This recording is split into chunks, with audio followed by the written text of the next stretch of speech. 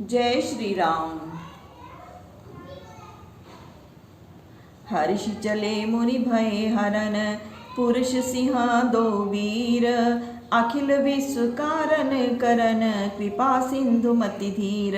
फिर पुरुषों में सिंह रूप दोनों वीर मुनि का भय दूर करने के लिए प्रसन्न मन से उनके साथ चले, जो कृपा के सागर और धीर बुद्धि वाले तथा समस्त संसार के कारण स्वरूप और रचयिता हैं। अरुण नयन उर बाहु विशाला, नील जलज तनु श्याम तमाला। कटिपट पीत कसे बर भाथा, रुचिर चाप सायक दोहु हाथा। जिनके लाल नेत्र और विशाल वक्ष स्थल तथा नील कमल और श्याम तमाल के समान जिनका शरीर है, कमर में पीतांबर और श्रेष्ठ तरकस कसे, दोनों हाथ में सुंदर धनुष्वान धारण किए हैं। श्याम गोर सुंदर दो भाई, विश्वामित्र महानिधि पाई। प्रभु ब्रह्मांड ने देव में जाना, मोहिनित पिता तजो भगवाना। ऐसे श्याम और गौरवर्ण महानिधि दोनों भाइयों को पाकर विश्वामित्र जी सोचने लगे कि जो प्रभु ब्राह्मणों के देवता हैं, उन भगवान ने आज मेरे लिए अपने पिता को भी छोड़ दिया। चले जात मुनि दीन दिखाई, सुनी ताड़का क्रोध करधाई। एक ही बाण प्राण हरि लीना, दीन जानते ही निज पद चीना। ऐसा सोचते चले जा रहे थे कि ताड़का राक्षसी दिखलाई पड़ी। मुनि ने उसे रामचंद्र जी को ऐसा दिखलाया। यह सुनकर ताड़का क्रोध कर उन पर टूट पड़ी। तब रामचंद्र जी ने एक ही बाण से उसका प्राण हर लिया और दीन जानकर उसे अपना लोक दे दिया। तब ऋषि निज नाथ जिन चीनी, विद्या निधि कहूँ विद्या दीनी। जाते लाग न क्षुधा पिपासा, अतुलित बल तनु तेज प्रकाशा।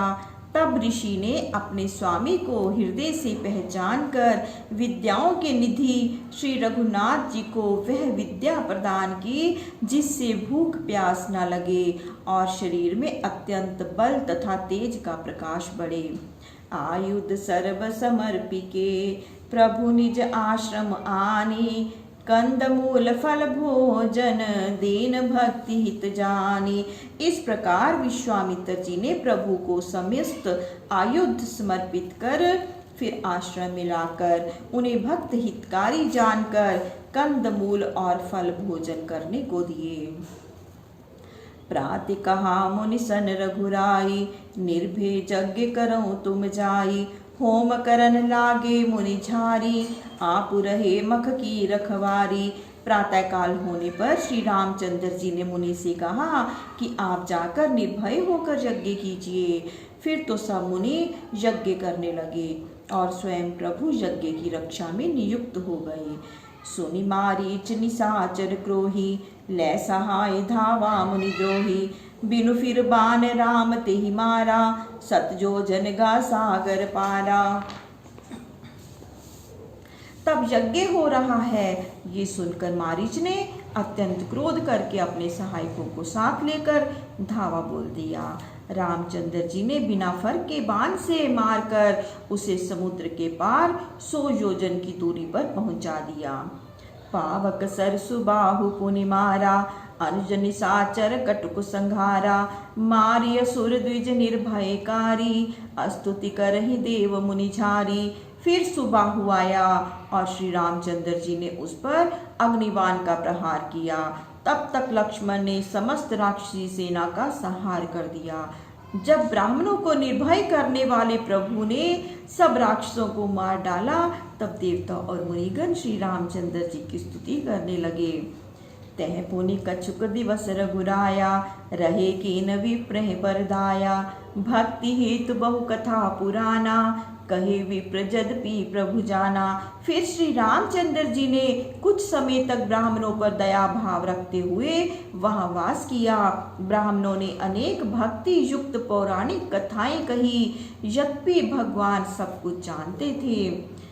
तब मुनि सादर कहा बुझाई, चरित एक प्रभु देखई जाई, धनुष यज्ञ सुनि रघुकुल नाथा, हर्षि चले मुनि बर के साथा। तब मुनि ने प्रेम पूर्वक समझा कर कहा कि हे प्रभु, अब आगे चलकर एक चरित्र तो देखिए। धनुष यज्ञ की बात सुनकर रघुकुल के स्वामी श्री रामचंद्र जी प्रसन्न हो विश्वामित्र जी के साथ चले। आश्रम एक दीख मग माही, खग मृग जीव जंतु तह नाही। पूछा मुनि शिला प्रभु देखी, सकल कथा मुनि कहा विशेषी। मार्ग में एक आश्रम दिखाई पड़ा, जहाँ खग मृग पशु पक्षी कोई नहीं था, केवल एक पत्थर की शिला दिखाई दी। तब उसको देखकर श्री रामचंद्र जी ने उसके विषय में पूछा, तो मुनि ने उसकी सारी कथा कह सुनाई। गौतम नारी श्राप बस उपल देह धरि धीर, चरण कमल रज चाहती कृपा करो रघुवीर। यह गौतम की स्त्री है जो शाप के वश शिला रूप हो गई। यह धैर्य धारण किए आपके चरणों की धूलि को चाहती है। सुही रघुकुल के वीर श्री रामचंद्र जी, इस पर कृपा करो। जय श्री राम। प्रभु श्री राम सबका मंगल करें, सबका कल्याण करें, सबको सुख व सबको स्वास्थ्य प्रदान करें। जय श्री राम।